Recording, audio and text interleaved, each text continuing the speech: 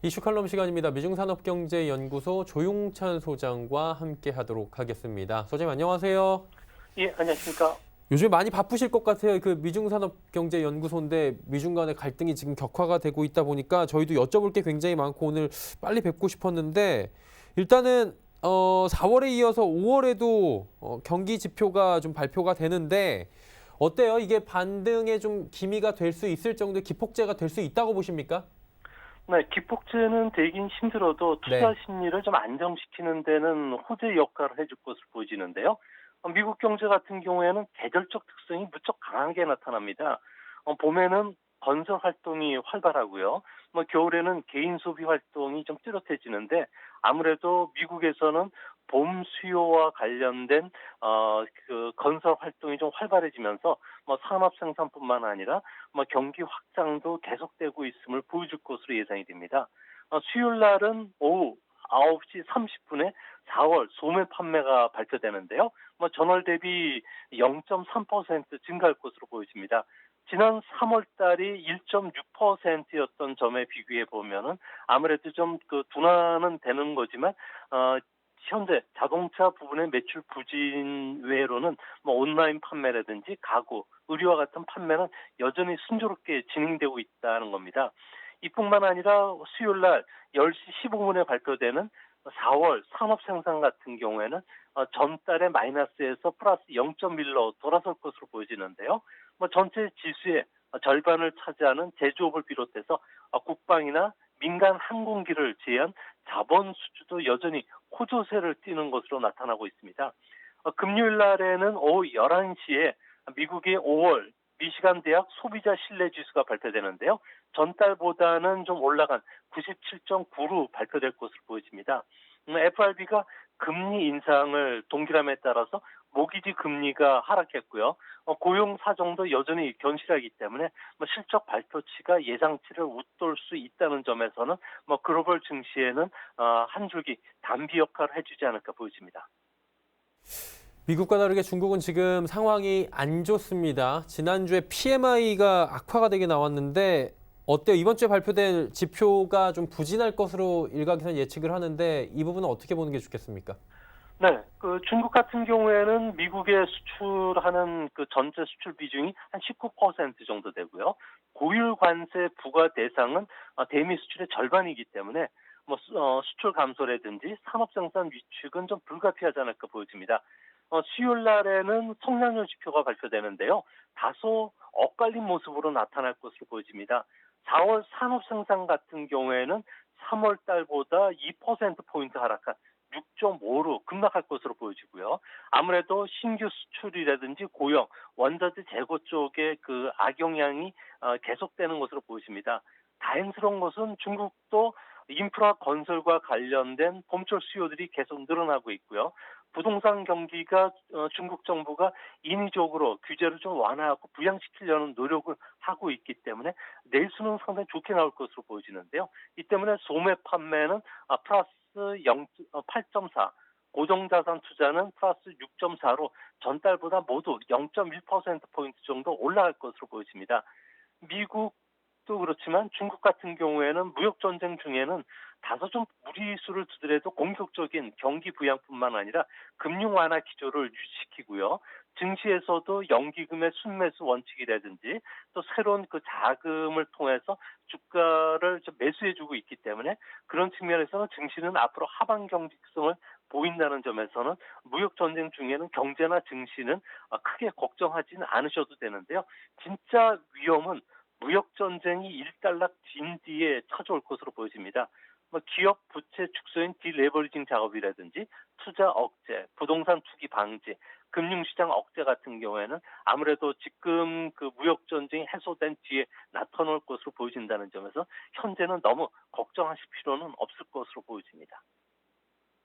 그리고 이제 뭐 무역 전쟁을 좀 차치하고 경제 지표들을 보면은 뭐 미국이나 중국이나 어느 정도 회복 신호들이 오고 있는데 체감은 잘 안 되는 상황이잖아요. 이게 언제쯤 체감이 좀 될까요? 네, 그 OECD 경기 선행 지수를 보면은 현재 그 바닥권을 통과하는 그 모습이 지금 뚜렷하게 나타나고 있는데요. 이 때문에 그 OECD 경기 선행 지수가 앞으로 주목받지 않을까 보여집니다. 뭐 OECD가 주요국 경제 지표를 토대로 해서 산출을 하는데요. 일반적으로 GDP보다는 6개월에서 9개월 정도 선행하기 때문에 세계 경기 전환점을 찾는데 상당히 유효한 지표입니다. 뭐 2000년 이후부터는 6번의 경기 순환 국면이 있었고요. 한 번 경기가 1순환하는 데는 평균 35개월이 걸렸습니다. 이번에 경기와 관련해서는 아무래도 화랑 국면에 들어가는 2019년 10월, 그러니까 이번 그 10월까지는 피부로 경기 회복을 좀 느낄 가능성이 크고요.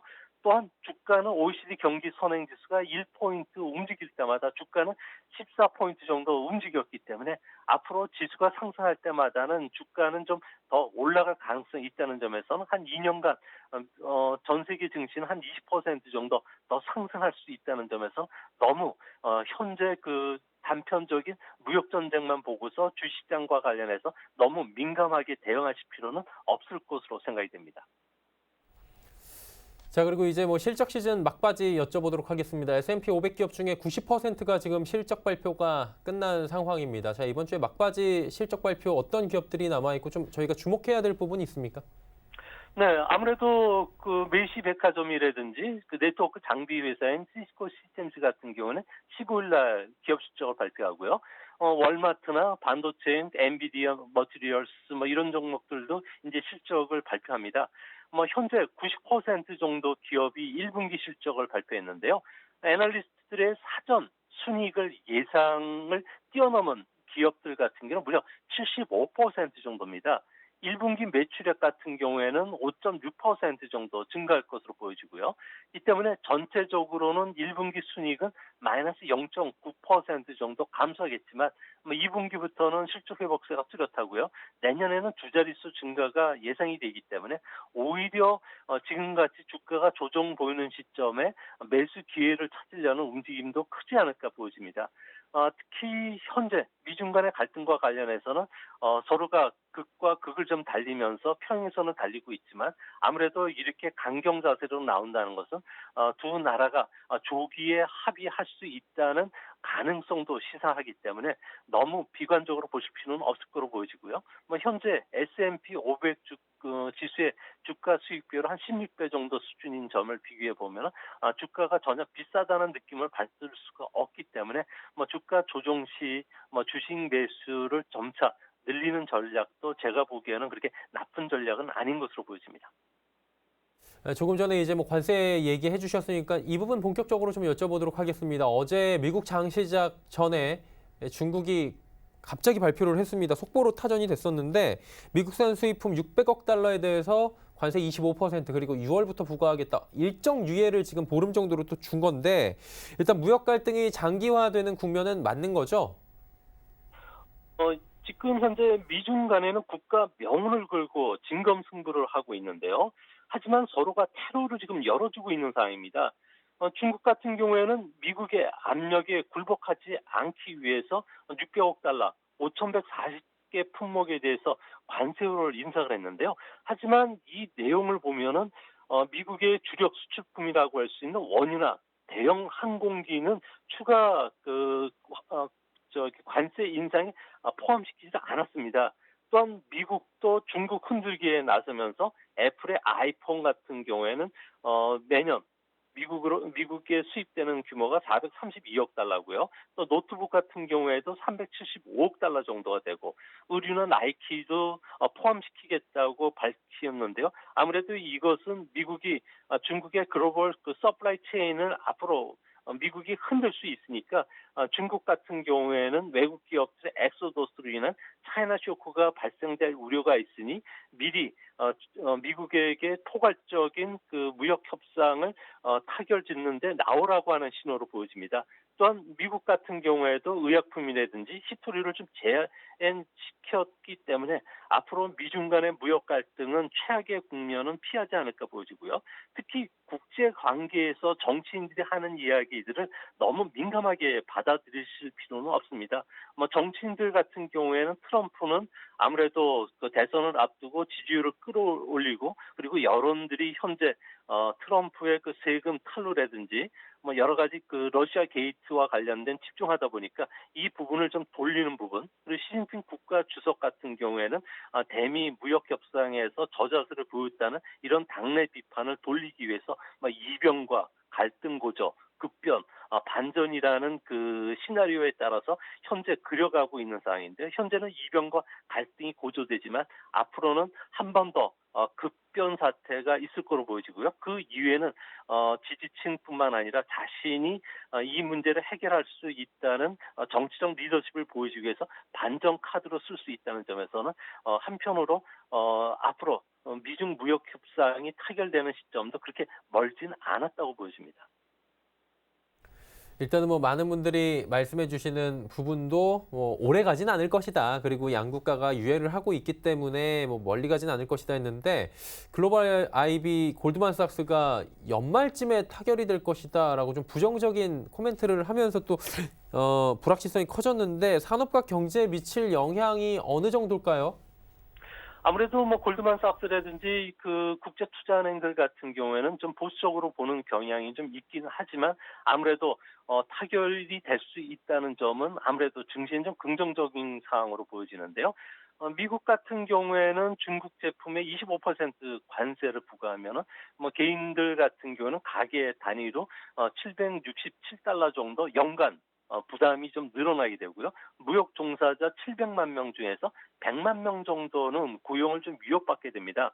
뭐 1,000달러짜리 중국 세탁기에 25% 관세가 부과된다면 뭐 소비자 가격은 1,250달러가 되는 게 아니라 뭐 화물 운송비라든지 그 창고비와 같은 다른 비용이 올라가기 때문에 뭐 판매 가격은 1,300에서 1,500억 달러까지 올라가게 되는데요. 이렇게 되면은 물가 같은 경우는 최대 0.38% 정도 올라가게 되고요. 기업들이 받는 그 순이익 같은 경우에는 GDP 대비 마이너스 0.3% 정도 떨어지게 됩니다. 특히 관세 인상에 따라서 미국 소비자들이 피부로 느끼는 체감 물가는 3, 4개월 뒤에 시차를 두고서 나타나기 때문에 7월과 8월 사이에는 미국도 물가 상승 압력이 이전보다는 좀 강해질 것으로 보여집니다. 우리나라 같은 경우에는 미중 간의 무역 의존도가 40% 전후고요. 대중국 수출품의 80%가 중간되기 때문에 앞으로 뭐 수출이나 원화 가치, 뭐 주가 같은 경우에는 미중 간의 무역 갈등이 좀 깊어지거나 또한 급변 사태가 일어난다면은 뭐 고래 싸움에 새우등 털질 가능성이 있겠지만 이번 사태가 올해 중에 타결될 가능성이 있다는 점에서는 그렇게 좀 비관적으로 보실 필요는 없을 것으로 생각이 됩니다. 네, 일단 뭐 전망에 대해서 지금 자세히 여쭤보고 있는데 실질적으로 우리나라에 영향을 주는 부분에 대해서 이제 여쭤보도록 하겠습니다. 이게 관세가 부과가 된다면 한국의 수출이 0.14% 이상 감소한다라는 전망이 나왔습니다. 실질적으로 우리 경제나 실물 금융시장에 미칠 영향은 어느 정도입니까? 네, 아무래도 전 세계 경제는 뭐 무역 전쟁이 심화되면은 타격은 불가피한데요. 다행스러운 것은 그 경제 예측 기관들이 개량 분석한 자료는 그렇게 믿으실 필요는 없습니다. 아무래도 그 단순 그 현재 상황을 수치화시켜 가지고 데이터를 뽑아내기 때문에 그런데요. 하지만 실물 경제 같은 경우에는 워낙 복잡하고 정부가 나서서 여러 가지 완충 역할을 해줄 수가 있기 때문에 실질 경제 성장률 하락은 미국도 중국도 0.1에서 0.3% 정도 불과할 것으로 보여집니다. 미국 같은 경우는 당장 인프라 투자를 통해서 성장률을 0.5%포인트 끌어올릴 수 있는 카드가 있고요. 중국 같은 경우는 현재 1달러에 6.9 위엔까지 위엔화가 좀 절하가 됐습니다. 환율 수입이 절하됐다는 것은 관세에 대한 충격을 어느 정도 흡수할 수 있다는 의미가 되고요. 또 자금난에 빠진 기업들에 대한 금융 지원, 창구 지원, 그리고 지준율 인하뿐만 아니라 중국 내 수출 물동량을 수입 수요로 돌리기 위해서 국산 제품 사용 운동이라든지 다양한 소비 진작책과 같은 여러 가지 정책들을 내놓을 수 있을 거로 보여집니다. 미중 간의 무역 합의가 결렬이 되더라도 서로가 G2 간의 그 결정적인 충돌로 가지는 않을 것으로 보여지고요. 이 때문에 서로가 합의점을 찾는 과정이 좀 복잡하겠지만 아무래도 좀 긍정적인 그 내년 대선을 앞두고서 그리고 시진핑 국가 주석 같은 경우에는 올해 정치적으로 상당히 중요한 회의다 보니까 아무래도 다양한 경기 부양책 양측이 물밑에서 협상이 계속 진행된다는 점에서는 앞으로 주식시장도 이 대목에 집중하지 않을까 보여집니다. 네, 주식시장이 이 대목에 집중한다 하셨는데 그 중에서도 좀 우려되는 산업군들이 좀 있다고 하는데 이 부분을 조금 더 짚어주시겠습니까? 아무래도 미중 간의 무역 합의가 결렬이 되면 네. 승자는 아무도 없게 되고요. 또한 그 세계 경기도 충격을 받지 않을까 보여집니다. 당장 이번에 3차 그 관세 부과 관련해서는 인터넷 모뎀이라든지 그 라우터와 같은 데이터 전송 장비 같은 경우에는 대미 수출액이 200억 달러 정도 규모고요. 인쇄 회로 기판 같은 경우에도 120억 달러가 아무래도 수출에 차질이 있기 때문에 중국의 우리 기업들이 중간재를 관련 제품을 수출하는 기업들은 아무래도 기업 사활에 좀 문제가 걸릴 것으로 보여집니다. 현재 트럼프가 검토 중인 3천억 달러에 대한 그 추가 관세가 부과가 된다면 스마트폰이라든지 노트북, 디지털 카메라와 같이 미국 기업 제품이 집중이 될 가능성이 높은데요. 또한 세계에서 부품을 조달해서 중국에서 조립하는 하이테크 제품, 또 여기에 중국 이외에 대체 조달이 어려운 품목도 제재 대상이 됩니다. 이렇게 되면 반도체를 비롯해서 디스플레이, 전기 전자 부품, 석유, 화학 같은 국내 중간재나 자본재 같은 경우는 단기적인 타격을 입을 가능성이 높은데요. 다행스러운 것은 우리나라의 제품들 같은 경우에는 하이엔드 제품이 많다는 점에서 가격 경쟁력보다는 품질 경쟁 그리고 또 세계 경제와 관련된 수요가 회복되는 하반기쯤에는 아무래도 미중 간의 무역 전쟁을 풀고 좀 회복이 될 가능성이 높다는 점에서 비관적으로 보실 필요는 없을 것으로 생각이 됩니다. 네, 그리고 지금 미중 간의 무역 분쟁에 가려서 지금 저희가 실질적으로 봐야 되는 부분을 지금 놓쳤다라는 부분이 수입차 관세 부분 아니겠습니까? 무역확장법 232조 관세 부과 여부가 이번 주에 결정이 나는데 어떻습니까? 이게 무역 공포가 다시금 또 현실화가 되는 겁니까? 네, 중국 같은 경우에는 미국과 관련해서는 전체 무역 흑자의 근 69% 정도 차지하는 최대 국가고요. 단일 품목으로는 미국이 적자 보는 품목 중에서 가장 많은 게 자동차입니다. 이 때문에 수출 경쟁력 회복을 통한 지지율 끌어올리기에 혈안이 되어 있는 트럼프 같은 경우에는 아무래도 수입차와 관련된 규제를 할 수밖에 없는데요. 이 때문에 이번 주 말까지는 무역 확장법 232조, 즉 안보를 근거로 해서 다른 나라의 수입 제품에 대한 관세 부과를 무기할 가능성이 상당히 높지 않을까 보여집니다. 특히 이번 대상은 일본과 EU, 우리나라가 대상이 될 것으로 보여지는데요. 현재 일본 같은 경우에는 미국과 FTA 협상이 진행 중이기 때문에 미국의 농산물 시장 개방이라든지 자동차 수출 물량 규제, 환율 조항과 같은 부분을 어느 정도 들어준다고 하면은 아무래도 그 일본은 이번 대선에서 빠져나갈 가능성이 높고요. 우리나라도 FTA 재협상을 통해서 아무래도 자동차 시장과 관련된 부분을 시장 개방을 좀 확대해 줬고요. 또 환율 조항도 어느 정도 확인해 줬다는 점에서는 아무래도 좀 빠질 가능성이 있지 않을까 보입니다. 다만 EU와는 아무래도 현재 자동차 관세 수준이 미국은 2.5%, EU는 10%인 점을 고려해 본다면은 트럼프 대통령 같은 경우에는 EU를 대상으로 할 가능성이 높다는 점에서 EU와의 자동차 관세 전쟁은 중국처럼 초읽기에 들어가 있는 상황으로 좀 보여집니다. 자, 지금 우리나라 자동차 업종 자체가 침체기에서 조금씩 벗어나려는 모습인데 만약에 지금 관세가 실제로 부과가 된다면 피해가 불가피할 것 같은데 어느 정도의 피해가 지금 예측이 됩니까? 네, 우리나라에서는 최근 들어서 자동차와 관련된 그 재고 조정이 가장 다른 업종보다 빠르게 진행이 되어 왔습니다.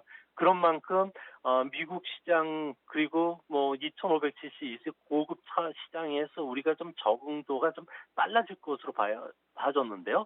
만약 현대자동차 그룹에 대해서 그 본격적인 견제가 들어왔을 경우에는 아무래도 올해 선보인 신차들 같은 경우에는 국내 공장에서 만들어져서 해외 수출하는 구조가 어려워지기 때문에 상당히 좀 어려운 상황에 빠질 가능성이 높은데요. 만약 25%의 미국이 한국 차에 대한 관세를 부과한다면 연간 81만 대 정도의 수출 차질이 빚어질 것으로 보여지고요. 이렇게 되면은 자동차 업계는 전체 생산의 8% 정도 줄어들게 되겠고요. 우리나라 무역 국자는 최대 98억 달러 정도가 감소하게 됩니다. 자동차 회사 같은 경우에는 이익이 30% 정도 감소하면서 GDP 성장률도 0.4%포인트 정도 끌어내릴 것으로 보여지는데요. 다행스러운 것은 우리가 한미 FTA 개정 협상 때 미국의 수출용 픽업 트럭에 대해서 25% 관세를 20년간 연장을 시켜줬습니다. 이뿐만 아니라 환율 조항 도입이라든지 미국 안전 기준, 환경 기준과 같은 내용들을 어느 정도 충족을 시켜줬기 때문에 똑같이 허가를 해줬다는 점에서는 앞으로 관세 발동이 보류될 가능성이 높은데요. 만약 관세 발동이 보류되고 EU나 일본이 일시 제한적인 사항이라든지 규정을 달아서 제동이 걸렸을 경우 우리는 좀 반사 이익을 볼 수 있다는 점도 항상 투자하실 때 염두에 두셔야 되지 않을까 생각이 됩니다. 네, 알겠습니다. 미중 간의 무역 협상 그리고 무역 확장법 232조에 따라서 자동차 관련주들 어떻게 움직일지 좀 이야기를 해봤습니다. 오늘 말씀 여기까지 듣겠습니다. 고맙습니다.